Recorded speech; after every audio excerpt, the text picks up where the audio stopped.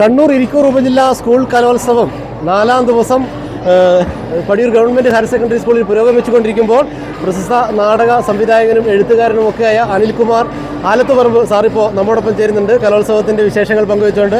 Sir ഇവിടെ വന്നപ്പോൾ ഇപ്പോൾ 4ാം ദിവസമാണ്, പടിയൂരിൻ്റെ ഒരു ഉത്സവമാണ്. ഇവിടെ വന്നപ്പോൾ എന്താണ് ഒരു ഫീൽ? നമ്മുടെ പഞ്ചായത്താണ് പടിയൂർ പഞ്ചായത്ത്.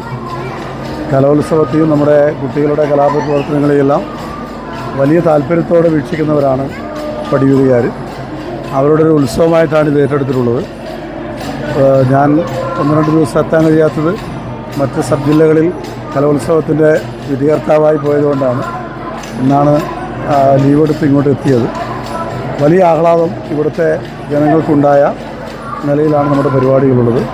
നമ്മുടെ ഈ കൗമാര കലകൾ ലോകത്തിന് അത്യത്ഭുതമായ ഒരു കലാപ്രവർത്തനമാണ് കേരളത്തിലുള്ള ഈ കലോത്സവം.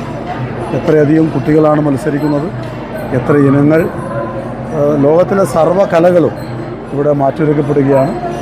അത് കൊച്ചുകുട്ടികളുടെ കലാപരിപാടികൾ മുതൽ നാടകവും ഒപ്പനയും അതുപോലെ മാപ്പിള കലകളും.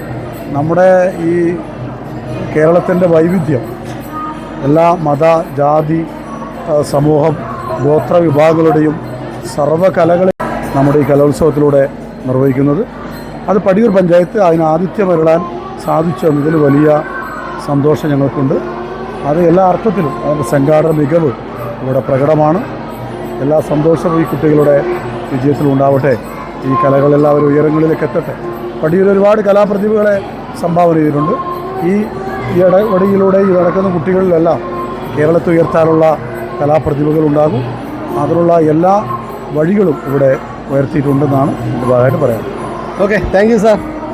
അപ്പോൾ കലോത്സവ നഗരിയിൽ നിന്ന് പ്രശസ്ത നാടക കൃത്തും അതോടൊപ്പം തന്നെ നാടക സംവിധായകനും എഴുത്തുകാരനും ഒക്കെയായ അനിൽകുമാർ ആലത്തുപറമ്പ് സാറാണ് ട്രൂ മീഡിയ കേരളയോടൊപ്പം ഇത്രയും നേരം ഉണ്ടായിരുന്നത്. അപ്പോൾ എല്ലാവർക്കും നന്ദി.